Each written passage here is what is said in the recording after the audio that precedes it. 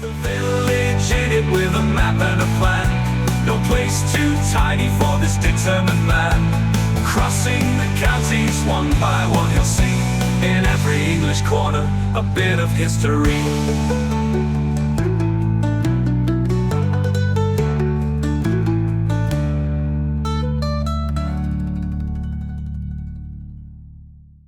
The North Kesteven series is sponsored by Grange Recycles 01427 617 752.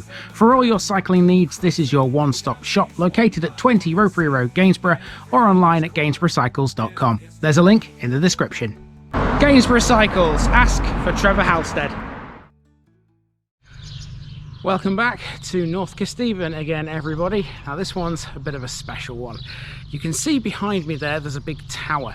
Now that is the only remaining thing of a Knights Templar preceptory which stood right here in this parish. We've seen churches, we've seen chapels, we've seen cathedrals, we've seen all sorts of religious buildings. We've never seen anything quite like this. You can find that in the parish of Temple Brewer with Temple High Grange.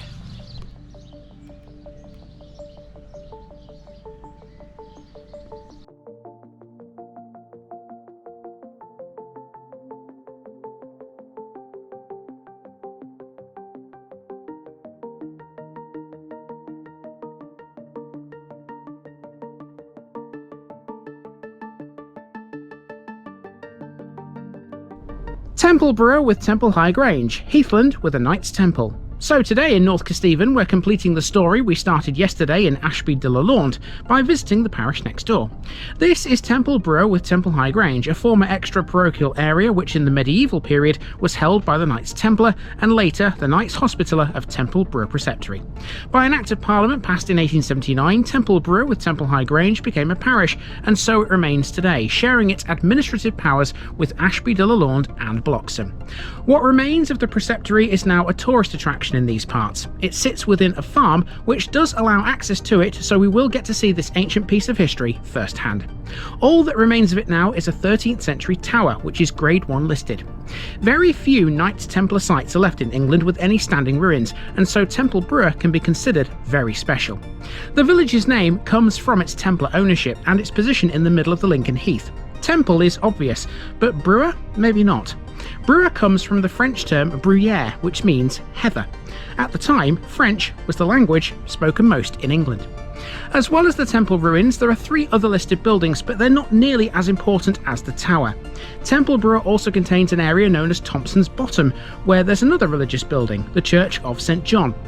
Passing through the area too is the line of the old Roman road, Ermine Street, although here it's just a bridleway. Let's go and explore it all and bring Temple Brewer to life. Temple Brewer can be split into 2 pieces. These are about half a mile apart and lie on 2 separate roads, linked only by a small track that's not designed for cars. These 2 areas, namely, are Temple Farm, where the ruins of the Knights Templar Preceptory can be found, and Thompson's Bottom, which has a Grade 2 listed farmhouse, and the Church of St John.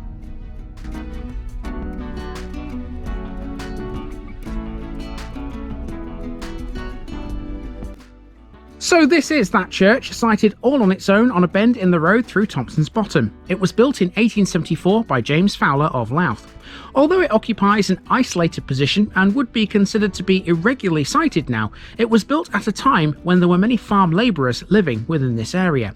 They would have needed somewhere to go to church, and when that's taken into account, all of a sudden this doesn't seem to be quite so random.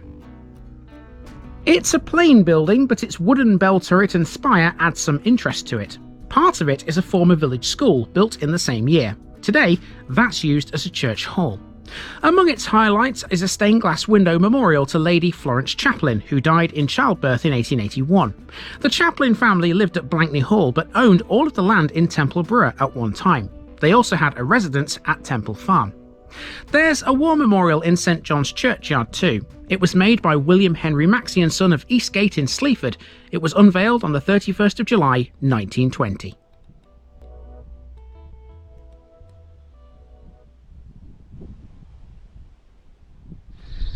Okay, so if you look on the average map of this area, you might be forgiven for thinking that that church is the only thing of note here.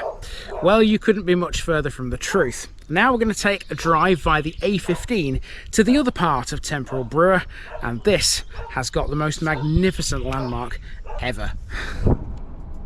Now, just before we go any further, here's an example of some bad driving on the A15.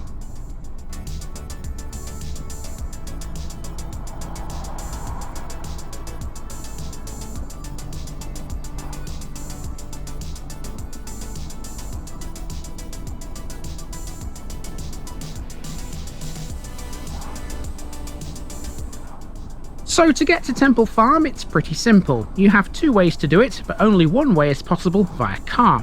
You can walk the half a mile between the two segments of Temple Brewer by using a byway, but if, like me, you want to drive, you have to go to the A15 before heading southwards to Temple Road. The remains of Temple Brewer Preceptory can be found within Temple Farm, a small complex off Temple Road that consists of a farmyard and a few houses. To all intents and purposes, the complex defines the main Temple Brewer village, if you can call it that.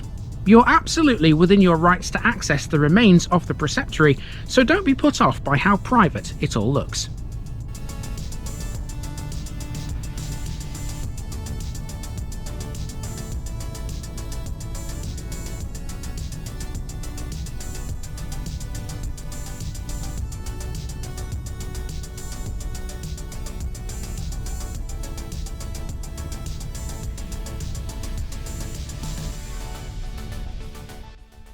So let's head into Temple Farm. You're on a restricted byway here, so even though you can't bring a vehicle in, walking through this is all legal. All that remains of the Preceptory is a 13th century tower, and it's pretty easy to spot. It stands all on its own amongst a handful of houses. Let's not totally overlook these buildings, by the way. The farmhouse, which stands to the south of the Preceptory's tower, was built in the 1840s for Charles Chaplin of Blakeney Hall. It's likely it was designed by the architect William Adams Nicholson, who acted as Chaplin's estate architect.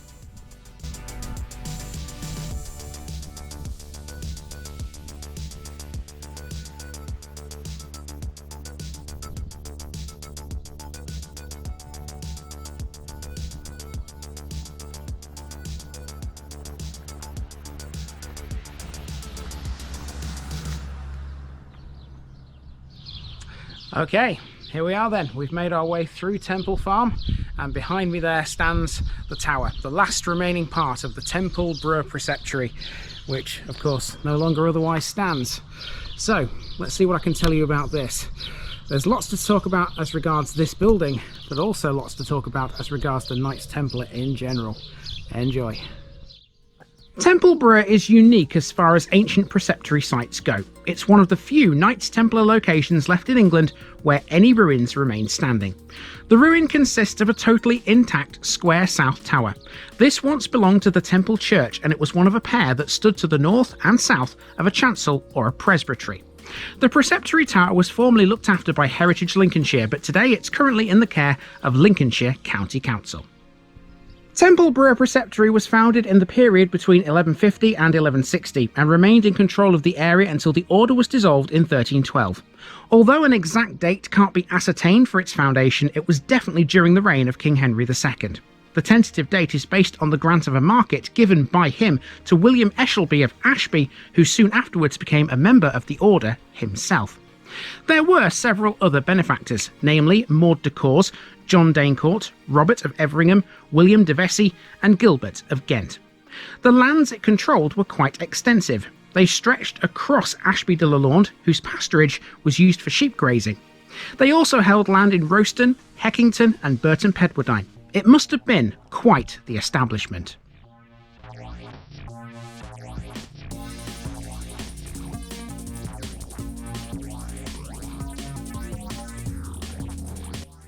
In the vicinity of this tower there was a small village, believed to have simply been known as Brewer, a French word meaning heath. French was, after all, the main language in England at the time of its foundation. Long since deserted, it lay to the south in a dry valley. Aerial photographs would suggest it was a walled enclosure with a gatehouse.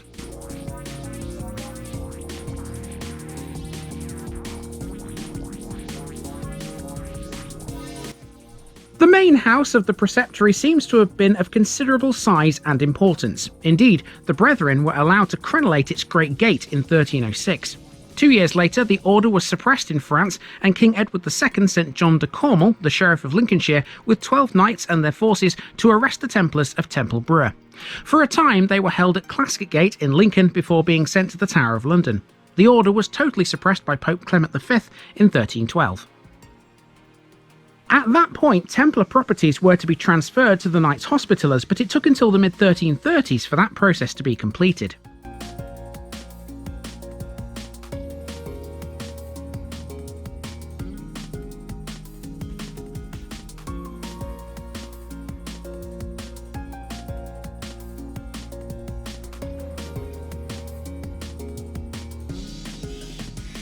The remains of this site have been excavated twice, firstly by Reverend Dr. Oliver, a former rector of Scotwick in 1832, and secondly by Sir William St. John Hope in 1908. The Templars were known to feud a lot with their neighbours, and they possessed the power to execute criminals within their own liberties. It seems that definitely went on here. It would appear this was quite a violent place, given Oliver's discoveries. He found some underground vaults, or dungeons if you will, when he was here. In one was the skeleton of a man who appears to have died in a sitting posture. Another was found with only one tooth in his head. His body seems to have been thrown down, as if from a trapdoor. Underneath the cloisters between the church and the tower, many human bones were discovered which appear to have been thrown together in the utmost confusion and lying at different depths. Amongst those were the skeleton of a very young child and the skull of an adult with a round hole in the upper part, possibly made by a knife or a blunt object. The dungeons also had several large square stones with rings attached to them, presumably for the purposes of chaining people up, or maybe even some sort of torture. Perhaps most horrifyingly, Oliver found what he described as a horrible cavern, which had clearly been set on fire at some point. Although made of stone, its walls were burnt and had assumed the colour of brick. It's believed it was some sort of medieval oven where bodies, dead or alive, were burnt.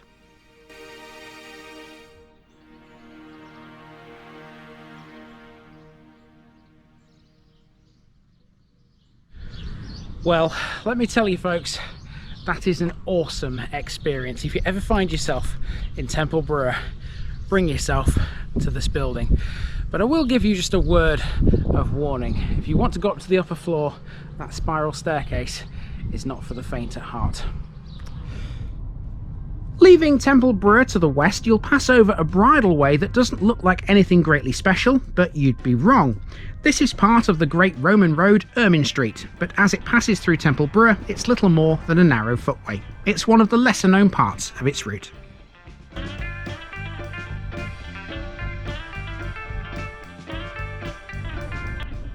And folks, that's the story of Temple Brewer and the remains of its preceptory. It's not the best known landmark in the world, but it's absolutely fascinating nonetheless. I definitely recommend stopping by here and having a look at this place if you're passing through. From the ancient goings on of the Templars, tomorrow we're changing it up a bit.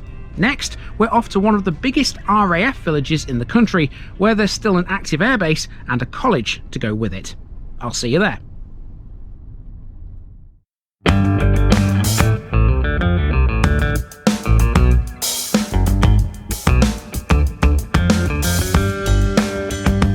Now, just before I go, remember, this video is part of a huge project to visit every civil parish in England.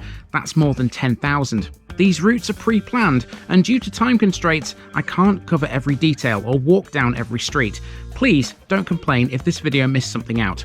I pronounce names how I choose to. I am very aware that local dialect may vary, and I don't take kindly to criticism about this. You've been warned. It's impossible to know everything too. If this video was terrible, make your own. If you're a regular watcher of The Village Idiot, you're not the only one. If you've got a small business, why not use my videos to advertise it? Leave a comment below if you're interested. And finally, thanks for watching this episode, everybody. Give us a like and a subscribe if you've enjoyed this episode, and share it with your friends and relatives. It all helps to keep this mission going. Until next time, I've been Andy, also known as The Village Idiot, and I'm out.